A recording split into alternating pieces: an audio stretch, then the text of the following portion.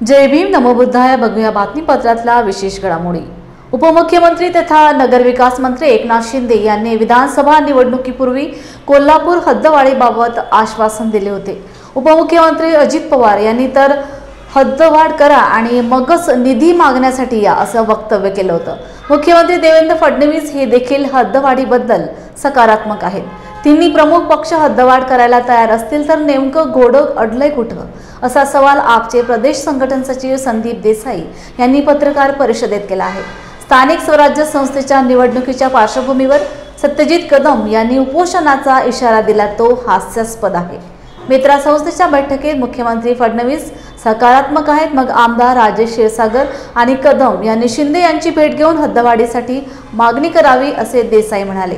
यावेळी शहर अध्यक्ष उत्तम पाटील, विजय हेगडे, दुष्यंत माने, राकेश गायकवाड, संजय नलवडे, मयूर भोसले आदी मान्यवर उपस्थित होते। गेली 42 वर्षापासून कोल्हापूर महानगरपालिकेची हद्दवाढ झालेली नाही आहे। सातत्यानं आंदोलन, सातत्यानं सर्वच मंत्र्यांना निवेदन देऊन सुद्धा कोल्हापूर शहराच्या हद्दवाढीचा कुठेतरी सकारात्मक विचार होतोय अशी चित्र जे तयार झालं होतं ते आता कुठं पूर्णत्वाला जाईल असं वाटत नाही।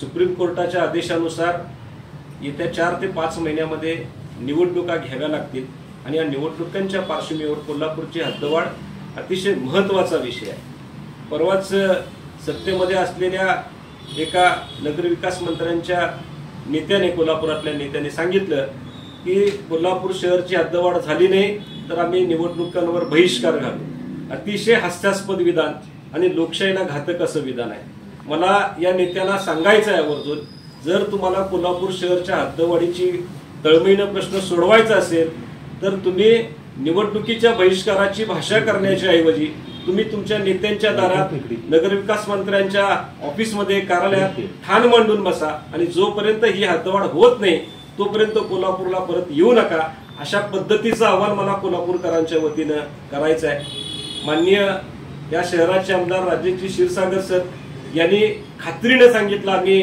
हद्दवाढ करू, पण जर आपण निवडणुकीचे जर नियम बघितले तर निवडणुकीपूर्वी 6 महिन्यापूर्वीच ही हद्दवाढ होणं अपेक्षित होतं आणि आता जर हद्दवाढ करायची म्हटलं आणि त्याच्यामध्ये प्रभाग रचनेचा आदेश निघाला तर हद्दवाढ होणार नाही। विधानसभेच्या निवडणुकीच्या वेळी नगरविकास मंत्र्यांनी म्हणजेच माजी मुख्यमंत्री एकनाथ शिंदे साहेबांनी कोल्हापूरकरांना आश्वासन दिलं होतं की आम्ही हद्दवाढ करू। विधानसभेच्या निवडणुकीमध्ये स्वतः क्षीरसागर साहेबांनी आश्वासन दिलं होतं मी आमदार झाल्या हद्दवाढ करून दाखवणार आहे। तर अशा परिस्थितीमध्ये जर तुम्हाला हद्दवाढ करता येत नसेल तर तुम्ही कोल्हापूरकरांच्या समोर राजीनामा ठेवावा असंही आवाहन मी त्यांच्या समोर करत आहे। मला या निमित्तानं एकच गोष्ट सांगायची आहे की कोल्हापूर शहरातल्या सगळ्याच राजकीय पक्षाचे नेते हे एका बाजूला हद्दवाढीच्या बाजूने दिसतात, तर कोल्हापूर शहरच्या बाहेरचे राजकीय पक्षांचे नेते या हद्दवाढीच्या विरोधात दिसतात। नेत्यांनी एक भूमिका घ्यावी आणि ती भूमिका आपल्या वरिष्ठ नेत्यांपर्यंत पोहोचवून हद्दवाढीचा प्रश्न कायमचा सोडवावा। कारण संलग्नता हा जर आपण बघितलं तर कोल्हापूर शहरची लगतची जी गाव आहेत 10, 12, 15 ही गावं कोल्हापूर शहरामध्ये असल्यासारखीच आहेत, फक्त नावासाठी वेगळेपण आहे त्यांचं, तर ते कुठेतरी थांबवून त्वरित हद्दवाढीचा निर्णय घ्यावा अशा पद्धतीचं आव्हान मी कोल्हापूर जिल्ह्याचे शिंदे गटाचे जे काही ठाकरे शिंदे गटाचे शिवसेनेचे नेते आहेत त्यांना आव्हान करतो। नगरविकास मंत्री तुमचे आहेत, तुमच्या म्हणण्याप्रमाणे मुख्यमंत्री तुमच्या बाजूचे आहेत। उपमुख्यमंत्री अजित पवार साहेबांनी स्वतः सांगितलंय निधी यांना जर पाहिजे असेल तर हद्दवाढीचा प्रस्ताव घेऊन या हद्दवाढ करून मगच निधी मागायला। मग नेमकं घोडं कुठं अडतंय, हा ताकतुंबा कशासाठी, या सगळ्याच्या प्रश्नाचं आत्मपरीक्षण करा। आपल्या नेत्यांच्या दारामध्ये ठाण मांडून बसा आणि कोल्हापूरची हद्दवाढ करून घ्या, हे आवाहन करण्यासाठी आजची पत्रकार परिषद। मे महिना म्हटलं की भयंकर असा उन्हाळा। जिल्ह्याचे तापमान 46 ते 47 डिग्री पर्यंत जाते, परंतु मागील 15 दिवसापासून जिल्ह्यात अवकाळी पावसाने थैमान घातले आहे, त्यामुळे भर उन्हाळ्यात पावसाळा अनुभवलाय। त्याचबरोबर आता मे महिन्याच्या उन्हाळ्यात शहरात धुक्याची दाट चादर पसरलेली बघावयास मिळाली। अकोल्यातील नागरिकांना उन्हाच्या गरमीत पावसासह धुक्याचा सहवासही मिळाला आहे। आज 26 मे रोजी सकाळपासूनच शहर गाव शेत धुक्याखाली दडून गेले होते। गेल्या 2 दिवसांपासून अकोल्यात पाऊस आणि गारपीटही सुरू असून हे वातावरण अजून 2-3 दिवस राहणार असल्याचा दावा हवामान तज्ज्ञांनी केला आहे। मान्सूनच्या पावसाचे राज्यामध्ये आगमन झाले असून लवकरच अकोला जिल्ह्यात पाऊस आपली हजेरी लावणार आहे। शेतकऱ्यांनी अकोला जिल्ह्यातील 100 मिलीमीटर पाऊस पडल्याशिवाय पेरणी करू नये असे आवाहन जिल्हा परिषद कृषी विभागाच्या वतीने करण्यात आले आहे। अकोला जिल्ह्यात 4,42,000 हेक्टरवर संभाव्य खरीप हंगामाची पेरणी शेतकरी करणार आहेत। अकोला जिल्ह्यातील मुख्य पीक हे सोयाबीन असून त्याचे क्षेत्र हे 2,40,000 हेक्टर तसेच कापूस पिकाचे 1,30,000 हेक्टर असून उर्वरित क्षेत्रात शेतकरी वर्ग हा मूग, उडीद, तूर, ज्वारी तसेच बाजरी पिकाची पेरणी करतो। यावर्षीचा पावसाळा पाहता शेतकऱ्यांनी 100 मिलीमीटर पाऊस पडल्यास पेरणी करावी तसेच कापूस पिकाची पेरणी ही 1 जून नंतरच करावी असे आवाहन कृषी विभागातर्फे करण्यात आले आहे। सध्याच्या खरीप हंगामात अकोला जिल्ह्यामध्ये 4,42,000 हेक्टर क्षेत्रावरती संभाव्य पेरणीचे नियोजन करण्यात आलेले असून यामध्ये मुख्य पीक आपले सोयाबीन असून त्याचे क्षेत्र 2,40,000 हेक्टर तसेच कापूस या पिकाचे क्षेत्र 1,30,000 हेक्टरपर्यंत असण्याची शक्यता आहे। सध्याचा पावसाचा पाहता 100 मिलीमीटर पाऊस झाल्याशिवाय पेरणीची घाई करू नये तसेच कपाशीची लागवड ही 1 जून नंतरच करण्यात यावी असे याबाबत आम्ही शेतकऱ्यांना आवाहन करत आहोत। भारतीय बौद्ध महासभा नांदेड उत्तरच्या वतीने जिल्हाध्यक्ष गणपत गायकवाड यांच्या अध्यक्षतेखाली भीमघट येथील नालंदा बुद्ध विहारात त्यागमूर्ती माता रमाई आंबेडकर यांच्या स्मृती दिनानिमित्त विनम्र अभिवादन करण्यात आले। प्रारंभी तथागत भगवान गौतम बुद्ध, महामानव डॉक्टर बाबासाहेब आंबेडकर व माता रमाई आंबेडकर यांच्या प्रतिमांना पुष्पहार अर्पण करण्यात आल्यानंतर त्रिशरण पंचशील घेण्यात आले। याप्रसंगी महिला जिल्हाध्यक्ष अनिता खंदारे, रमेश कोकरे, रवी किरण चौधरी, सुभाष नरवाळे, समता सैनिक दलाचे शेषराव वाघमारे आदींनी मनोगत व्यक्त केले। कार्यक्रमास नालंदा बुद्ध विहाराचे व्यवस्थापक शंकर तारू यांच्यासह बौद्ध महासभेचे पदाधिकारी मोठ्या संख्येने उपस्थित होते। जय भीम।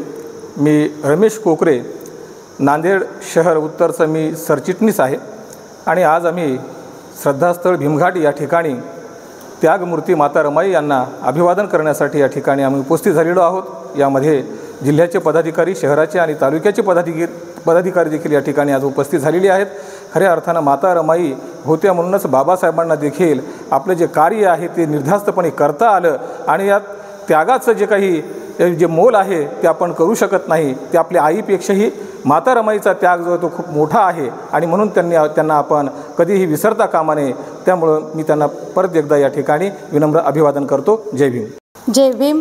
मी अनिता खंदारे, भारतीय बौद्ध महासभा जिल्हा शाखा नांदेड, महिला जिल्हा अध्यक्ष। आज माता रमाईचा 90वा स्मृती दिन भारतीय बौद्ध महासभा शाखा नांदेड उत्तरकडून आम्ही साजरा करत आहोत। माता रमाईचा त्याग हा संपूर्ण भारत देशाला माहीत आहे आणि माता रमाई होती म्हणून बाबासाहेब घडले। माता रमाईने इतके कष्ट सोसले की बाबासाहेबांना कधीही कोणतीही अडचण किंवा कोणत्याही घरगुती भानगडी माता रमाईनं बाबासाहेबांना सांगल्या नाही। ज्यावेळेस गंगाधर आणि रमेश हे वारले तर बाबासाहेबांना रमाईनं कळवलं नाही, का तर बाबासाहेबांच्या अभ्यासामध्ये व्यत्यय येईल आणि एक रमेश गेला म्हणून काय झालं, 9 कोटी रमेश हे आपल्याला पाहायचे आहेत म्हणून बाबासाहेबांनी रमाईंना कळवलं। रमाईनं बाबासाहेबाला कळवलं नाही, पत्राद्वारे कळवलं आणि बाबासाहेब म्हणाले की बेट्या बाबाला न भेटताच गेलास का, असं म्हणून बाबासाहेब धडाधडा तिथेच रडले आणि परत आपल्या अभ्यासाला लागले। रमाई होती म्हणून बाबासाहेब आकाशामध्ये उंच भराऱ्या घेत राहिले आणि शिक्षण घेत राहिले। वयाच्या 27 वर्ष बाबासाहेब शिकत राहिले कारण रमाईची त्यांना चांगल्या प्रकारे साथ होती। रमाईने कोणत्याही प्रकारचा हट्ट धरला नाही आणि म्हणून बाबासाहेब उंच शिखरावर पोहोचले। अशा या रमाईचा आज 90वा महापरिनिर्वाण दिन म्हणजे स्मृती दिन आहे। त्यानिमित्ताने आम्ही भारतीय बौद्ध महासभा जिल्हा शाखा नांदेड उत्तर तालुका शहर सर्वच साजरा करत आहोत आणि त्यानिमित्त माता रमाईला कोटी कोटी अभिवादन। जय भीम। जय भीम। मी गणपत गायकवाड, जिल्हाध्यक्ष भारतीय बौद्ध महासभा जिल्हा शाखा नांदेड उत्तर। आज त्यागमूर्ती माता रमाईचा स्मृती भारतीय बौद्ध महासभा जिल्हा शाखा नांदेडच्या वतीने, शहर शाखेच्या वतीने, तालुका शाखेच्या वतीनं माता रमाईस अभिवादन करण्यासाठी आम्ही या ठिकाणी जमलेलो आहोत.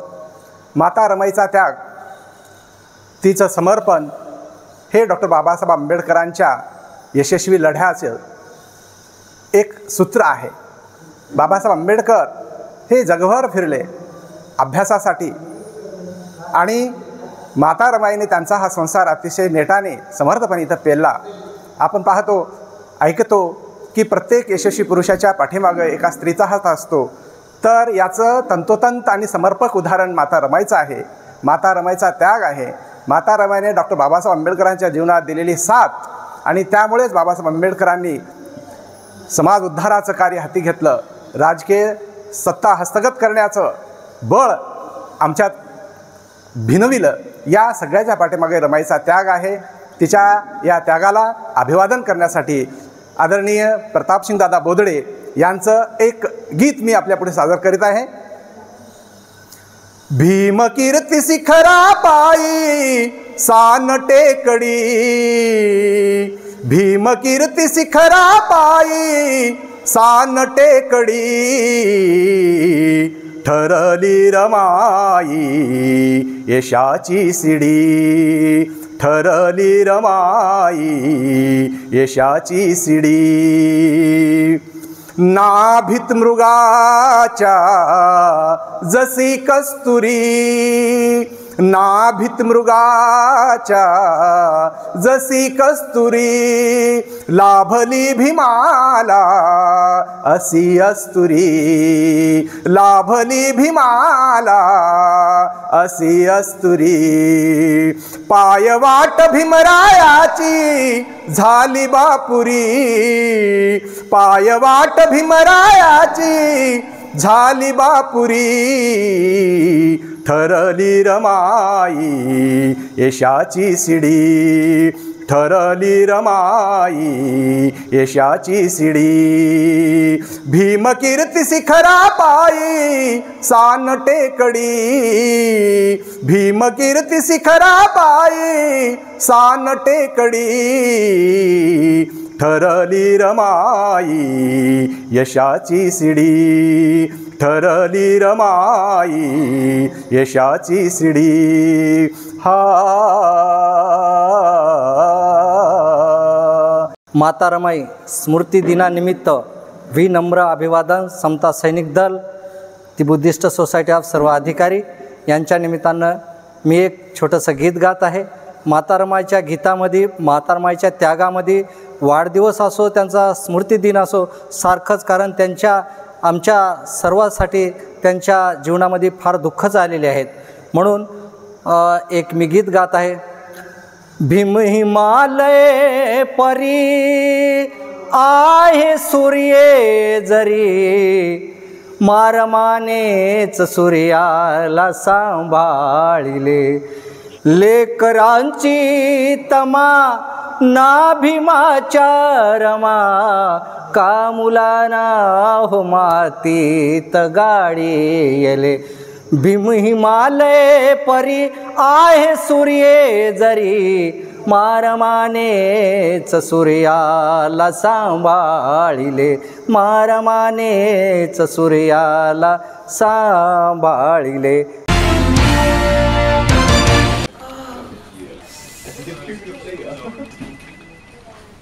बॉस ने मीटिंग बुलाई. क्या यार, आदमी की तकलीफ को तो समझो. बाहर बाहर उठो बैठो, उठो बैठो. जनाब, तकलीफ उठने बैठने की नहीं, तकलीफ बवासीर की है. बवासीर, फिशर, भगंदर, पाइलोनियल साइंस का आयुर्वेद तथा आधुनिक लेजर से उपचार. अभ्युदय पाइल्स लेजर हॉस्पिटल, लोहार समाज भवन के पीछे, महापुष्प सोसाइटी, शताब्दी नगर चौक से मनीष नगर रोड, नागपुर. कॉल और विजिट करें www.pilesfistulacure.com. मंडळी, तुम्हाला फॅमिली सोबत चांगली वन डे पिकनिक करायची आहे का? मग आजच भेट द्या सातपुड्याच्या पर्वत रांगेत कोल्हार प्रकल्पाच्या पायथ्याशी निसर्गाच्या कुशीत वसलेलं श्याम लीला टुरिझम अँड रिसॉर्टला. पारंपरिक शेतकी संस्कृती आणि नाविन्यपूर्ण सेवा सुविधांचा अनोखा संगम. प्रशस्त फळबाग व शिवार फेरी, मुलांना एन्जॉय करण्यासाठी प्ले एरिया, विविध खेळ, स्विमिंग पूल, रेन डान्स, सेल्फी पॉइंट आणि बरंच काही. नाश्ता आणि चुलीवरील व्हेज नॉन व्हेज जेवणाचा आस्वाद, राहण्याची ही उत्तम व्यवस्था. वन डे पॅकेज 699 पासून सुरू. लग्न, रिसेप्शन, वाढदिवस यासाठी देखील स्वतंत्र व्यवस्था करून मिळेल. अल्पावधीतच लोकप्रिय झालेले कृषी पर्यटन स्थळ Shyamlila agro tourism and resort. बुकिंगसाठी संपर्क मुक्काम तेलंगखेडी, नवनाथ आश्रमाजवळ, पांढुर्णा रोड, तालुका सावनेर, जिल्हा नागपूर. मोबाईल 7276366752 किंवा 9021433560.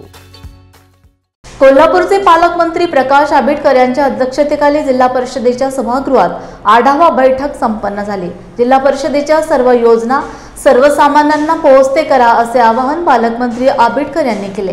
यावेळी जिल्हा परिषदेचे मुख्य कार्यकारी अधिकारी कार्तिकेय NS, सुषमा देसाई, मनीषा देसाई, अरुण जाधव, डॉक्टर अनिरुद्ध पिंपडे, शिल्पा पाटील, अतुल अकुर्डे तसेच विविध विभागाचे विभाग प्रमुख उपस्थित होते. जिल्हा परिषद कोल्हापूरमध्ये आज जिल्हा परिषदेच्या एकूण चाललेल्या कामकाजाचा आणि जिल्ह्याच्या विकासासाठी सुरू असणाऱ्या सगळ्या नवीन उपक्रमांची माहिती घेण्यासाठी आढावा बैठक घेण्यात आली होती. या जिल्हा परिषदेच्या आढावा बैठकीमध्ये जिल्ह्याचे सन्माननीय CEO कार्तिकेयन सर आणि त्यांचे सर्वच्या सर्व शाखा म्हणजे सर्व विभाग प्रमुख या ठिकाणी उपस्थित होते.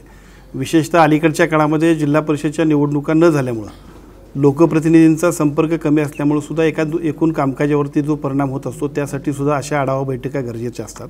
आजच्या बैठकीच्या अनुषंगानं जे काही चाललेलं काम आहे त्या सगळ्या कामांची आढावा प्रत्येक विभाग वाईज घेतला आणि सुदैवानं मला सांगायला खूप आनंद होतो की जिल्हा परिषद कोल्हापूर आणि कोल्हापूर जिल्हाच सातत्यानं राज्यात सर्वात अग्रेसर असणारा आणि विकासात्मक भूमिका घेणारा जिल्हा, लोकप्रतिनिधी, सर्व नागरिक म्हणजे कोल्हापूर अशी आम्हा सगळ्यांची ओळख आहे. जिल्हा परिषदेच्या सगळ्या योजना लोकांपर्यंत पोहोचवा, जे लाभार्थी असतील त्यांना त्याची माहिती द्या आणि अधिकाधिक चांगल्या पद्धतीनं या जिल्ह्याचा सर्वांगीण विकास करण्यासाठी आपण सगळेजण प्रयत्न करूया अशा पद्धतीची याच्या आढावा बैठकीच्या निमित्तानं सर्व अधिकाऱ्यांना आपण आवाहन केलं. विशेषतः या जिल्ह्यामध्ये मी पालकमंत्री झाल्यानंतर मुख्यमंत्री प्रशासकीय गतिमंत अभियान अशा नावाचा एक अभिनव उपक्रम आपण घेतो आहे की ज्या माध्यमातून पालकमंत्री म्हणजे फक्त केवळ राजकारण करणारा पालकमंत्री नव्हे तर लोकांच्या विकासामध्ये सहभागी असणारा पालकमंत्री असणं अपेक्षित आहे. आणि त्या सगळ्याचं 50% काम किंबहुना 50%पेक्षा जास्त काम हे जिल्हा परिषदमध्ये आहे आणि त्यामुळे जिल्हा परिषदमध्ये आज 50,000 जी काही घरकुलं बांधायची आहेत आणि मुख्यमंत्र्यांच्या हस्ते 1 जानेवारीला त्याचं लोकार्पण करायचं आहे त्याचा आढावा मी घेतला. विशेषतः पाणी पुरवठा आणि स्वच्छताचे जे काही काम चाललेलं आहे त्या सगळ्या कामकाजाच्या माध्यमातून लोकांना खूप चांगल्या पद्धतीनं सगळ्या आजारांपासून मुक्तता करायची असेल तर ग्रामपंचायतीची सगळी यंत्रणा क्लोरिनेशन करण्यापासून तर त्याच्यामध्ये जे काही पाणी दूषित असेल तर त्याच्यावरती काय उपाययोजना करायला पाहिजे त्यासाठी आरोग्य विभाग, पाणी पुरवठा विभाग आणि स्वच्छता विभाग या सगळ्यांनी सामुदायिकरित्या काम करण्याबद्दलच्या सूचना दिल्या. त्या सगळ्यांच्या बरोबरीनं आणखीन एक महत्त्वाचं काम आपण करतो आहे की राजीव गांधी प्रशिक्षण अभियान असं एक आपल्याकडे कार्यक्रम आहे की ज्या कार्यक्रमाच्या माध्यमातून दरवेळेला ग्रामपंचायतीच्या पदाधिकाऱ्यांना प्रशिक्षण दिलं जातं. यावर्षीसुद्धा ते प्रशिक्षण दिलं जाणार आहे, परंतु आम्ही सगळे मंडळी एका बाजूला मी आणि आमचे सन्मान्य CEO साहेब या दोघांनी मिळून अतिशय चांगल्या पद्धतीनं ग्रामपंचायतीच्या पदाधिकाऱ्यांना अत्यंत चांगल्या पद्धतीचे एक्सपोजर मिळेल आणि त्या एक्सपोजरच्या माध्यमातून त्यांना अजून चांगल्या पद्धतीनं गावच्या विकासामध्ये योगदान देता येईल अशा पद्धतीचं प्रशिक्षण इथंही आणि बाहेरसुद्धा जाता येईल त्यांना आणि त्याच्या माध्यमातून खूप चांगल्या पद्धतीने काम करता येईल. अशी सगळी कामं जिल्हा परिषदच्या शाळा ह्या राज्यात उत्कृष्ट आहेत, निकाल उत्कृष्ट आहेत, पण त्या शाळांच्यासाठी आस्थापना जी पाहिजे त्यासाठी आम्ही काम करतो आहे. माध्यमिक शाळांच्यामध्ये आणखीन 1-2-3 उपक्रम नवीन आपण घेतलेत की ज्याच्या माध्यमातून माध्यमिक शाळातले सर्व विद्यार्थी अजून चांगल्या पद्धतीनं प्रगतीपथावर जातील अशा पद्धतीचं काम आपण करतो आहे. वेगवेगळ्या सेक्टरचे सगळे लोक आणि त्या माध्यमातून विशेषतः पशुसंवर्धनमध्ये सुद्धा अधिकाधिक चांगल्या पद्धतीने राज्यातला एक अभिनव अशा पद्धतीचा उपक्रम आपण घेतो आहे. AI बेस्ड त्या उपक्रमाच्या माध्यमातून राज्यात सर्वाधिक चांगल्या पद्धतीचं काम हे कोल्हापूर जिल्ह्यात होतं आहे. थोडक्यात जिल्हा परिषद कोल्हापूरच्या माध्यमातून अतिशय चांगल्या पद्धतीनं गतिमान आणि सर्वसामान्य माणसाच्या विकासासाठी अतिशय चांगल्या पद्धतीचं काम करण्यासंदर्भात आजच्या आढावा बैठकीमध्ये चर्चा झाली. कोल्हापूर जिल्ह्यातील हातकणंगले येथील ओवी सागर पुजारी वय वर्ष 7 या चिमुकलीचा SSP या दुर्मिळातील दुर्मिळ आजाराने मृत्यू झाला. गेले 6 महिने तिच्यावर अनेक उपचार झाले, पण तिच्या प्रकृतीत फरक पडला नाही. ओवीची खासगी रुग्णालयात तपासणी केल्यानंतर SSP या आजाराचे लागण झाल्याचे निष्पन्न झाले. सध्या तरी या आजारावर जगामध्ये कोणतेही औषध नाही, पण तिच्या वडिलांनी जिद्द सोडली नाही. चीनमधून आणलेल्या औषधाचा उपयोग झाला नाही. वडिलांची सर्व धडपड व्यर्थ झाली. उपमुख्यमंत्री एकनाथ शिंदे यांनी तात्काळ वैद्यकीय सहाय्य कक्षेतून सागर पुजारी यांना तातडीने 10 लाखाची मदत केली होती. उपमुख्यमंत्री शिंदे हे कोल्हापुरात आले त्यावेळेला तिच्या वडिलांनी व्हिडिओद्वारे तिची चर्चा केली. अखेर तिचा दुर्दैवी अंत झाला. म्हणजे मृत्यूच होतो. दर आठवड्याला एक मुलगा मरतोय आता. पण ह्यांच्याशी विनंती की सिरमला बोललं पाहिजे केंद्राने, आणि सिरमला बोललं पाहिजे किंवा भारत बायोटेकला बोललं पाहिजे की या आजारावर संशोधन द्या. मी स्वतः आमच्या मंत्र्यांनी मी सिरमला पत्र लिहिलं. हां, आम्ही लिहू शकतो त्याला सेंट्रलच्या याच्यामध्ये जिथे ते का सिरमशी संपर्क झाला सर. पुढचा सांगतो, सिरमशी संपर्क झाला तर सिरम ह्याच्यावर संशोधन का करत नाही? कारण ह्याचा कस्टमर कमी आहे. कारण हा आजार किती लोकांना, फक्त 50,000 लोकांनाच हे वॅक्सिन नाही. कुठं जगभरात याच्यावर आधार नाही का बाहेर जगात सगळीकडे आजार आहे, पण वॅक्सिन एक्सपोर्ट होती ना. क्या हुआ बहू? माँ, पाइल्स की बहुत तकलीफ हो रही है। तो तुम गुदरोग सर्जन के पास क्यों नहीं गई? देखो, जैसे हार्ट के लिए हार्ट स्पेशलिस्ट, ब्रेन के लिए ब्रेन स्पेशलिस्ट, तो पाइल्स के लिए पाइल स्पेशलिस्ट क्यों नहीं? स्त्री हो या पुरुष, टॉयलेट में तकलीफ केवल पाइल्स ही नहीं, और भी कई प्रकार के गुदरोग तथा कैंसर भी हो सकता है। इसीलिए इसकी प्रत्यक्ष जांच जरूरी है। ठीक है माँ, पर जांच के लिए हम जाएंगे कहाँ? वही काले आयुर्वेदिक पाइल्स हॉस्पिटल में। लेकिन माँ, प्रेगनेंसी में पाइल्स की दवाइयाँ? प्रेगनेंसी में आयुर्वेदिक दवाइयाँ सुरक्षित होती है। जनहित में जारी काले आयुर्वेदिक पाइल्स हॉस्पिटल, औषधि चिकित्सा तथा सर्जरी ट्रीटमेंट उपलब्ध। हमारा पता उमरेड रोड, दिघौरी बस स्टॉप के पास, नागपुर। अधिक जानकारी के लिए वेबसाइट पर जाएं kalepileshospital.com। बार्शी येथे 10 दिवसीय श्रामणेर शिबिर व दुसरी अखिल भारतीय बौद्ध धम्म परिषद मोठ्या उत्साहात संपन्न झाली। भारतीय बौद्ध महासभा बार्शी शहर तालुका व नालंदा स्तूप बुद्धिझम अँड रिसर्च ट्रस्टच्या वतीने या परिषदेचे आयोजन करण्यात आले होते। भारतरत्न डॉक्टर बाबासाहेब आंबेडकर 100 वर्षापूर्वी बार्शी येथे झालेल्या मुंबई प्रांतिक बहिष्कृत परिषदेत आले होते। त्यावेळी त्यांनी देशांतर, नामांतर, धर्मांतर या विषयावर ऐतिहासिक भाषण केले होते। या पार्श्वभूमीवर या धम्म परिषदेचे आयोजन करण्याचा संकल्प केला होता। त्याचाच भाग म्हणून ही दुसरी अखिल भारतीय धम्म परिषद यशवंतराव चव्हाण सभागृहात संपन्न झाली। या धम्म परिषदेसाठी प्रमुख पाहुणे म्हणून MD सर्वदे, राष्ट्रीय सेक्रेटरी भारतीय बौद्ध महासभा RD गायकवाड, प्राध्यापक डॉक्टर हर्ष जगताप, प्राध्यापक डॉक्टर सुरेश वाघमारे, डॉक्टर संगमित्रा खोरे, नानासाहेब वाघमारे, सत्यजित जानराव होते। तर प्रास्ताविक भाषण डॉक्टर विवेक गजशिव यांनी केले। यावेळी बार्शी शहर व तालुक्यातील मोठ्या प्रमाणात बौद्ध बांधव उपस्थित होते।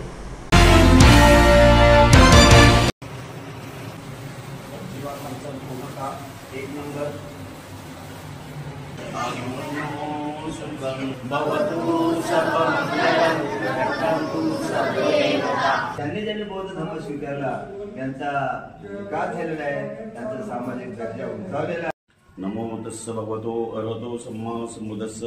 नमो तस्स भगवतो अरहतो सम्मा संबुद्धस्स। महाकारुणी तथागत सम्यक संबुद्ध म्हणतात, खोडाला पाणी घालण्यापेक्षा मोडाला पाणी घाल या तत्वाला अनुसरून भारतीय बौद्ध महासभा यांच्या अंतर्गत लहान मुलांच्या मनावर त्यांना योग्य वेळी, योग्य वयामध्ये योग्य संस्कार मिळावेत यासाठी बार्शी या ठिकाणी परमपूज्य बोधिसत्व डॉक्टर बाबासाहेब आंबेडकर यांना येऊन 101 वर्ष पूर्ण झालेत। याच्या निमित्तानं हे लहान मुलांचं श्रामणेर शिबिर 10 दिवसाचं मराठा समाजातला एक पुरुष पुरोगामी विचारांचा असा होता, पण परंपरागत काही गोष्टी ज्या होत्या, कारण की माझी आई विदर्भातली बुलढाणा जिल्ह्यात, त्याच्यामुळे गावाकडच्या वातावरणामध्ये प्रचंड पुरुष प्रधानता अनुभवास येण्यासारखी होती, जी मी पदोपदी अनुभवली गावाकडे गेल्यावर। गावाकडे आम्ही जेव्हा जायचो तेव्हा मला जाणवायचं की महिलांना काही विचारात घेतलं जात नाही, निर्णय प्रक्रियेत घेतलं जात नाही। त्यात मी 3री मध्ये होते तेव्हा, त्यावेळेस माझ्या मावशीचं लग्न ठरलं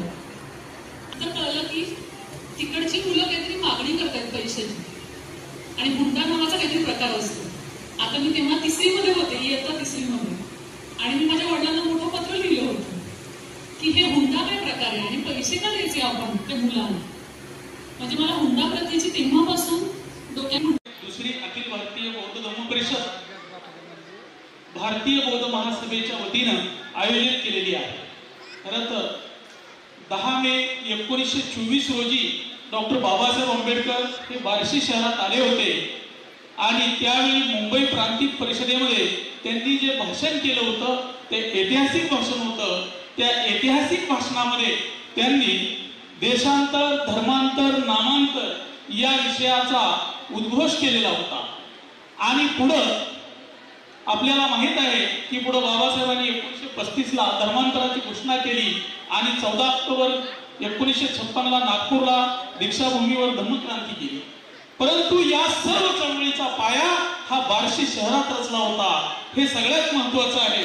आणि म्हणून बाबासाहेबांच्या बार्शीत येण्याच्या शतकपूर्तीच्या निमित्ताने भारतीय बौद्ध महासभेच्या वतीनं धम्म परिषदाची ही एक परंपरा निर्माण झाली पाहिजे आणि याच्यातून एक विचारमंथन झालं पाहिजे आणि त्या विचारमंथनातून एक्सपर्ट निर्माण झाले पाहिजे. ही भूमिका घेऊन आम्ही काम करत आहोत. सर, आपण जी भूमिका या ठिकाणी मांडली त्या भूमिकेमध्ये आपण सांगितलं की इथं मध्यवर्ती एक विहार निर्माण झालं पाहिजे आणि त्या विहारामध्ये अशा प्रकारचे एक्सपर्ट निर्माण करण्याचं काम केलं पाहिजे.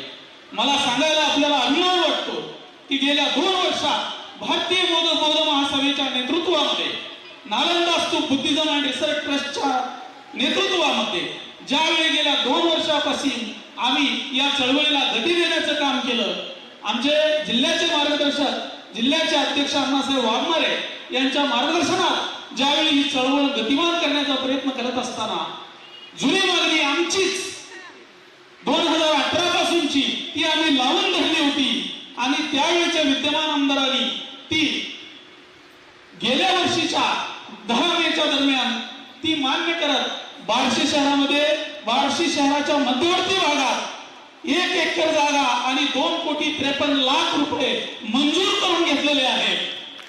आणि त्या जागेवर एक भव्य दिव्य बुद्ध विहार निश्चितपणानं पुढच्या काळात उभा राहणार आहे. आणि त्या विहारातून जी एक्सपर्ट घडवण्याची प्रक्रिया सुरू राहील त्यातूनच ही बार्शी प्रेरणाभूमी म्हणून जगाच्या नकाशावर उदयाला आणल्याशिवाय आम्ही राहणार नाही याचं आश्वासन आम्ही तुम्हाला या निमित्तानं देतो. परभणी जिल्ह्यातील लोकप्रतिनिधींनी तथा आमदार यांनी विधानसभेत शेतकऱ्यांच्या प्रश्नावर काय भूमिका मांडली या संदर्भात जिल्हाधिकाऱ्यांना निवेदन देऊन जाब विचारण्यात आला आहे. शेतकऱ्यांच्या प्रश्नाकडे लक्ष वेधून राष्ट्रीय किसान मोर्चा हे शेतकऱ्यांच्या प्रश्नावर चर्चा करत न्याय मिळवून शासकीय प्रशासकीय स्तरावर देण्याकरता प्रबोधन जागरण करून संविधानिक मार्गाने राष्ट्रवादी आंदोलन उभारण्यात येणार असल्याचं निवेदनात म्हटलं आहे. यावेळी Pramod Late, Subhash Sadegaonkar, MM Sawant, Baban Bhandare, GS advocate, Vinod Ambore, Bharat Landge आदींची उपस्थिती होती. साथियो, राष्ट्रीय किसान मोर्चाच्या माध्यमातून आज शेतकऱ्यांसाठी हे निवेदन देण्यात येणार आहे. जगाचा पोशिंदा जो आहे, या भारत देश हा कृषीप्रधान देश आहे. शेतकऱ्याला महत्त्व पाहिजे, पण शेतकऱ्याला फार अडचणी आहेत.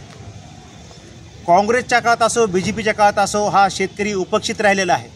आणि यांना न्याय देण्यासाठी राष्ट्रीय किसान मोर्चा ज्या काही मागण्या आहेत, ह्या मागण्या अशा आहेत की ज्यांना आम्ही निवडून दिलं, ज्या आमदार खासदारांना निवडून दिलं, त्यांनी संसदेमध्ये आमचे कोणते प्रश्न मांडले, आमच्यासाठी काय केलं, यासाठी ही आम्हाला त्याची माहिती आम्हाला हवी आहे.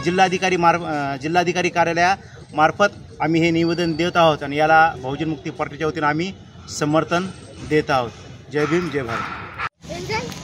राष्ट्रीय किसान मोर्चाचे राष्ट्रीय संरक्षक माननीय वामन मेश्राम साहेब, राष्ट्रीय अध्यक्ष चौधरी विकास पटेल, राज्याचे प्रभारी बालाजी कांबळे आणि राष्ट्रीय किसान मोर्चाच्या राज्याध्यक्ष माननीय दीपकजी इंगळे यांच्या आदेशान्वये आणि त्यांच्या नियंत्रणाखाली आज महाराष्ट्र पूर्ण राज्यामध्ये आम्ही राष्ट्रीय किसान मोर्चाच्या मार्फत शेतकऱ्याच्या समस्येच्या संदर्भात जे दीपक इंगळे यांनी